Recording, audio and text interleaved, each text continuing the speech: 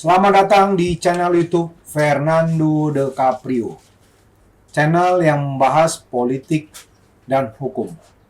Channel tempat berkumpulnya orang pintar. Kata orang bijak, orang pintar ketemu dengan orang pintar.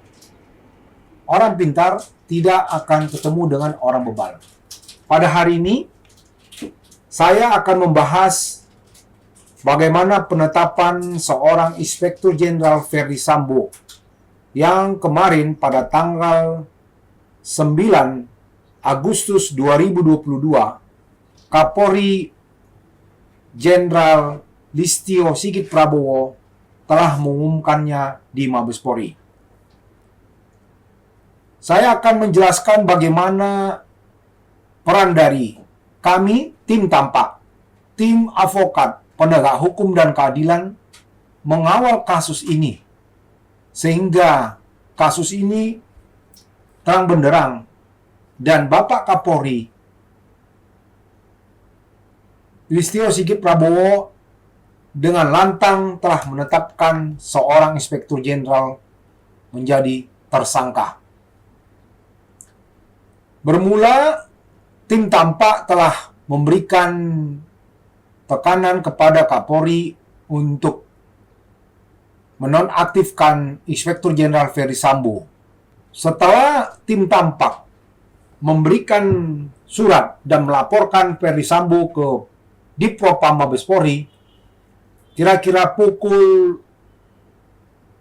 5 sore, setelah tim Tampak membuat laporan di pukul 2 sore, Bapak Kapolri menonaktifkan Ferdy Sambo dan 2 jenderal lainnya beserta para pamen di Mabes Polri, di Polres Jakarta Selatan, dan di Polda Metro Jaya. Setelah penonaktifan Irjen Ferdy Sambo, tim Tampak tidak berhenti hanya sampai di situ. Tim Tampak terus mengawal, mengadvokasi bagaimana kasus ini menjadi terang benderang. Tim Tampak sudah mendatangi juga Komnas HAM, mendatangi juga LPSK untuk memberi support kepada lembaga ini agar lembaga ini berani mendorong Polri untuk membuka kasus ini secara terang benderang. Tim Tampak juga sudah mendatangi Kompolnas, sehingga kami dari tim Tampak mengadakan diskusi bagaimana agar Kapolri berani melakukan tindakan tegas dalam menyingkap tabir yang cukup menyita perhatian seluruh rakyat Indonesia. Bayangkan Bapak Presiden Joko Widodo sampai 4 kali memberi pernyataan agar kasus ini dibuka secara terang benderang sejelas-jelasnya. Tapi rupanya masih banyak kepentingan-kepentingan yang membuat kasus ini seolah-olah sulit sekali diungkap. Akhirnya tim Tampak mengadakan gerakan dan menginisiasi untuk memberi dukungan kepada Kapolri agar berani bertindak dan memberi pernyataan bagaimana kasus ini supaya terang benderang. Pada tanggal 8 Agustus, tepatnya hari Senin, tim Tampak mengirimkan papan kembang, 1000 papan kembang untuk Polri berani mengungkap kasus ini. Tim tampak menginisiasi seluruh rakyat Indonesia dan elemen-elemen yang konsen dalam penuntasan kasus kematian Brigadir Joshua. Tim tampak membuat tagar Save Polri, tuntaskan kasus Brigadir Joshua. Pada hari Senin, papan kembang itu telah diliput seluruh media, baik cetak maupun elektronik, bagaimana rakyat Indonesia berharap besar kepada Kapolri untuk berani bertindak tegas terhadap bawahannya. Sehingga Bapak Kapolri melalui Kadif Humasnya menyatakan akan memberi pernyataan konferensi pers pada hari Senin. Tapi hal tersebut ternyata diundur dan pada hari Selasa Bapak Kapolri memberikan pernyataan terkait bagaimana kasus ini akhirnya diungkap ke publik dan menetapkan Jenderal Verdi Sambo sebagai tersangka. Berikut pernyataan lengkap Kapolri terkait kasus pembunuhan Brigadir J. Kapolri Jenderal Listio Sigit Prabowo melakukan jumpa pers terkait kasus pembunuhan terhadap Brigadir Nofriansah Joshua Huta Barat atau Brigadir J. Bapak Kapolri menyatakan bahwa ada seorang jenderal yang sudah menyandang status tersangka. Bapak Kapolri menyatakan tadi pagi dilaksanakan gelar perkara dan tim sus telah memutuskan untuk menetapkan saudara FS sebagai tersangka. Hal ini disampaikan oleh Kapolri pada hari Selasa, tanggal 9 Agustus 2022. Beliau mengatakan, tim khusus menemukan bahwa peristiwa yang terjadi adalah peristiwa penembakan terhadap saudara J yang menyebabkan saudara J meninggal dunia yang dilakukan oleh saudara RE atas perintah saudara FS. Kemudian, Verdi Sambo disebut Kapolri menggunakan senjata Brigadir Joshua untuk menembak dinding berkali-kali. Hal ini dilakukan FS untuk merekayasa peristiwa tembak-menembak. Kemudian untuk membuat seolah-olah terjadi tembak-menembak, saudara FS melakukan penembakan dengan senjata milik saudara J ke dinding, membuat hal ini benar-benar terjadi. Kapolri menegaskan pembukaan peristiwa ini merupakan komitmennya untuk membuat peristiwa ini menjadi terang benderang. Hal ini sesuai dengan ucapan Bapak Presiden Joko Widodo supaya kasus ini bisa dibuka dengan jelas. Beliau mengatakan ini merupakan komitmen kami dan juga menjadi penekanan Bapak Presiden untuk mengungkap kasus ini secara cepat, transparan, dan akuntabel. Dan juga tadi beliau perintahkan jangan ada yang ragu-ragu, jangan ada yang ditutupi. Ungkap kebenaran apa adanya. Begitu pesan Bapak Presiden kepada institusi kepolisian. Jangan sampai menurunkan kepercayaan masyarakat terhadap Polri. Dan ini tentunya menjadi perintah dan amanat yang saat ini dan kemarin juga telah dilaksanakan menurut Bapak Kapolri. Berikut pernyataan lengkap Kapolri yang disampaikan kemarin pada tanggal 9 Agustus 2022.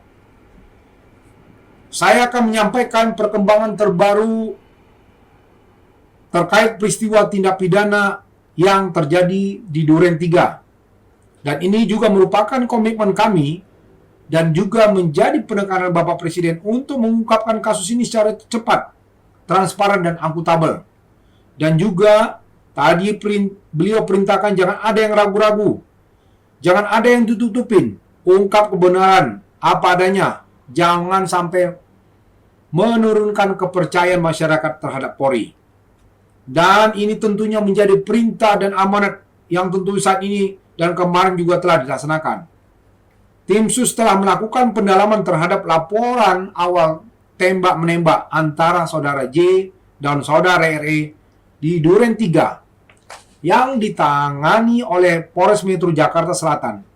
Dan juga dilakukan pemeriksaan di Divpropam Polri dan juga Polda Metro, di mana pada saat pendalaman dan olah TKP ditemukan ada hal-hal yang menghambat proses penyidikan dan kejanggalan-kejanggalan yang juga kita dapatkan seperti hilangnya CCTV dan hal-hal lain, sehingga muncul dugaan ada hal-hal yang ditutupi dan direkayasa. Oleh karena itu, dalam rangka membuat terang peristiwa yang terjadi, tim SUS telah melakukan pendalaman dan ditemukan adanya upaya-upaya untuk menghilangkan barang bukti, merekayasa, menghalangi proses penyidikan, sehingga proses penanganan menjadi lambat. Tindakan yang tidak profesional pada saat penanganan dan olah TKP, serta tindakan yang tidak profesional lain pada saat penyerahan jenazah almarhum J di Jambi. Oleh karena itu, untuk membuat dan menghilangkan hambatan-hambatan penyidikan beberapa waktu lalu, kami telah mengambil keputusan penonaktifan Kapolres Metro Jakarta Selatan, Karo Paminal Kadipropam Polri, Karo Propos. Kemudian tim SUS juga melakukan pemeriksaan terhadap pelanggaran kode etik profesi Polri ataupun tindakan untuk merusak, menghilangkan barang bukti, mengaburkan, dan merekayasa dengan melakukan mutasi aparat tersebut ke Yanma Polri. Dan saat ini semuanya dilakukan pemeriksaan. Kemarin ada 25 personil yang kita periksa dan saat ini bertambah menjadi 31 personil. Kita juga telah melakukan penempatan khusus pada 4 personil beberapa waktu lalu. Dan saat ini menjadi bertambah 11 personil yang terdiri dari 1 bintang 2, 2 bintang 1, 2 kombes, 3 AKBP, 2 kompol, 1 AKP. Dan kemungkinan masih bertambah. Selanjutnya, untuk menjaga transparansi dan akuntabilitas dalam penanganan kasus ini, kita telah melibatkan pihak-pihak eksternal seperti rekan-rekan di Komnas HAM yang saat ini masih terus bekerja, dan juga mitra kami di Kompolnas selaku pengawas kepolisian. Kami juga memberikan ruang seluas-luasnya kepada masyarakat, terutama keluarga korban, seperti beberapa waktu yang lalu, kita berikan ruang otopsi ulang atau ekshumasi, dan juga melayani laporan polisi dari pihak korban, dan tentunya ini adalah merupakan wujud transparansi yang kami lakukan. Alhamdulillah saat ini tim SUS telah mendapatkan titik terang dan melakukan proses-proses penanganan dan pemeriksaan secara saintifik dengan melibatkan kedokteran forensik, olah TKP dengan melibatkan tim puslapor untuk menguji balistik, mengetahui perkenalan alur dan tembakan, pendalaman terhadap CCTV dan handphone oleh puslapor, biometric identification oleh Pusinafik, serta tindakan lain yang tentunya bersifat ilmiah dan juga menemukan persesuaian dalam pemeriksaan yang telah kita lakukan terhadap saksi-saksi yang berada di TKP, termasuk saksi-saksi lain yang terkait, juga saudara RE, saudara RR, saudara KM, saudara AR, dan saudara P, dan juga saudara FS. Ditemukan perkembangan baru bahwa tidak ditemukan, saya ulangi, tidak ditemukan fakta peristiwa tembak-menembak seperti yang dilaporkan. Saya ulangi, tidak ditemukan fakta peristiwa tembak-menembak seperti yang dilaporkan awal. Begitu pernyataan dari Kapolri yang dia ulang-ulang menyatakan dengan tegas bahwa tidak ada peristiwa tembak-menembak. Lanjut Kapolri, tim khusus menemukan bahwa peristiwa yang terjadi adalah peristiwa penembakan terhadap saudara J. Ya, dia nyatakan peristiwa penembakan, bukan tembak-menembak. Yang menyebabkan saudara J meninggal dunia yang dilakukan oleh saudara RE atas perintah saudara FS. Saudara RE telah mengajukan JC.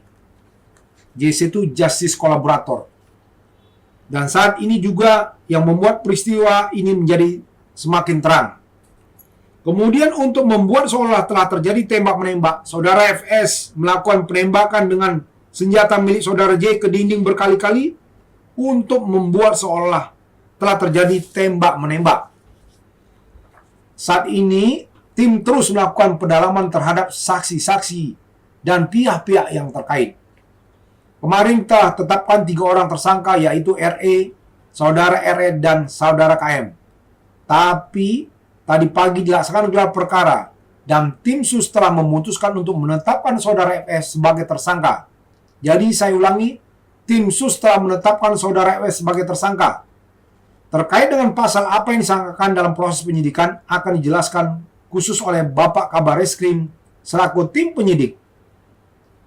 Dan juga beberapa hal yang memang akan dijelaskan oleh Irwasum sebagai ketua tim sus yang mengawali bagaimana proses ini menjadi terang benderang. Kemudian motif atau pemicu peristiwa penembakan tersebut saat ini tentunya sedang dilakukan pemeriksaan dan pendalaman terhadap saksi-saksi termasuk terhadap Ibu PC.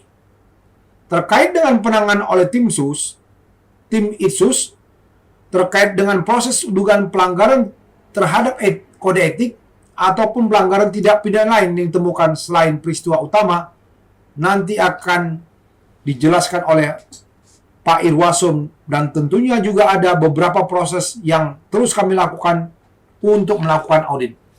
Begitu yang dikatakan oleh Bapak Kapolri kemarin waktu mengadakan konferensi pers.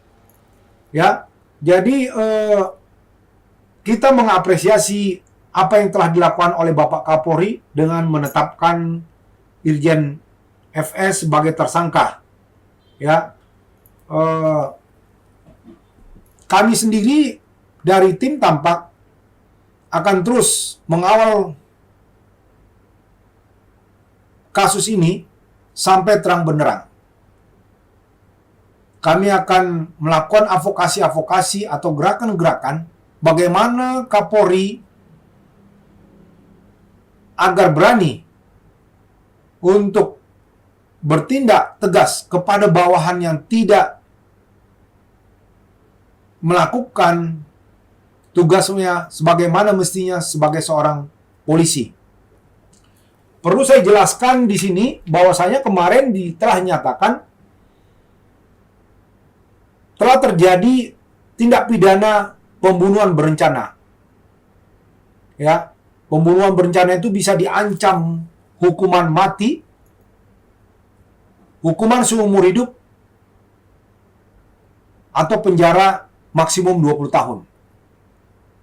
Ya, kemarin telah dinyatakan diancam dengan pasal 340, 338, Junto 5556. Ya, artinya saya mau menjelaskan bahwa pelakunya ini mungkin saja bukan hanya 4 orang saja. Karena seperti yang sudah dipaparkan oleh Bapak Kapolri, ada pihak-pihak lain yang membersihkan TKP. Ya, ini bisa melakukan diancam pidana dan kode etik. Ini sesuai dengan pasal 221 ya, menghalang-halangi penyidikan. Kalau dalam bahasa asingnya obstruction of justice. Ya, ini juga bisa diancam pidana. Ya, jadi saya yakin akan ada lagi pihak-pihak selain yang telah diumumkan oleh Kabar Reskrim kemarin, tersangka-tersangkanya. Saya yakin dalam proses penyelidikan dan penyidikan, ya, apalagi kemarin Barada E ketika diperiksa dia mengatakan biar saja saya yang menulis bagaimana peristiwa ini, nggak perlu saya ditanya, saya akan menulis secara terang benderang. Barada E juga telah mengirimkan surat melalui pengacaranya memohon maaf yang sebesar-besarnya kepada keluarga Brigadir J. Karena Barada E ada di tempat pada saat peristiwa pidana tersebut terjadi. Jadi seperti di KUHP pasal 184, ya, saksi itu yang melihat, merasakan, mengalami itu merupakan nilai yang tertinggi, ya, yang bisa membuka kasus ini bisa menjadi terang benderang. Mudah-mudahan dengan penetapan tersangka yang 4 ini, kita melihat lagi ada tersangka-tersangka lain. Dan kita harapkan Kapolri benar-benar berani, tegas untuk membuka tabir ini.